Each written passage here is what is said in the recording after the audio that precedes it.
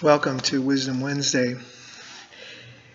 I am taping this on Tuesday, and of course, it'll be broadcast on Wednesday. And Wednesday is the feast day of a great American saint, Katherine Drexel. Actually, the first American-born saint. Although there was other American saints, they weren't born here. She was the first American-born saint. Active in the 19th century and well into the 20th century. And this reflection, though, is guided by the reading from today when I'm taping it, where we hear from the prophet Isaiah, "Make justice your aim, redress the wrong, hear the orphan's plea, defend the widow."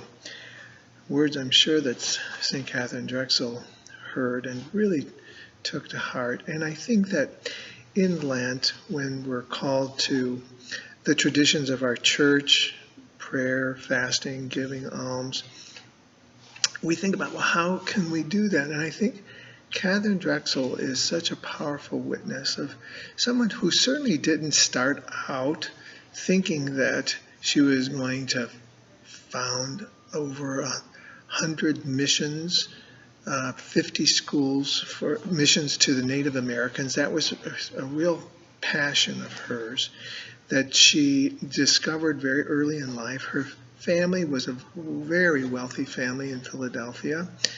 Her mother died when she was very young, and her father took care of him, and then a stepmother.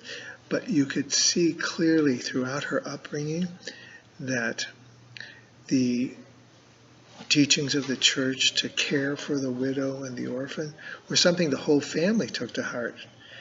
That's how she was brought up, and that's how her sisters were raised as well. So that when her father died at the end of the 19th century, they were already well on their way to being very generous to those who needed help.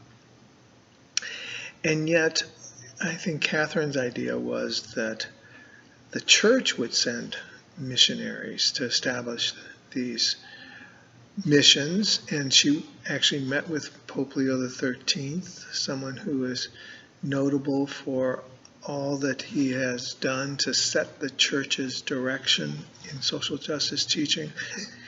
Instead, Pope Leo said, why don't you go, Katherine? And so she entered the Sisters of Mercy, and then she founded her own order, the Sisters of the Blessed Sacrament, and started small. I think we always tend to look at saints at the end of their life and look at all the extraordinary things that they did, all the great things that they did. And of course, that's a reasonable way to look at them, but they all started someplace, and they all started in small steps, without any sort of expectation that they would create such an extraordinary legacy. So I think in this Lenten season, it's important for us to look at the small steps that we can take, the things that we might be able to do in our family, for those who may need us, for our neighbors, in our community, but to take some step and to use St. Katherine Drexel as our guide. In this time in our country, we're feeling so much tension between races still. You think about the hundreds of years that we've been dealing with this usage, and I hope we're making progress, but it still seems like there's so much more to do. So let us, you and I, both, spend some time in prayer this Lent and seek God's wisdom in how we might be better witnesses to this call that we share to care for the forgotten. God bless you all.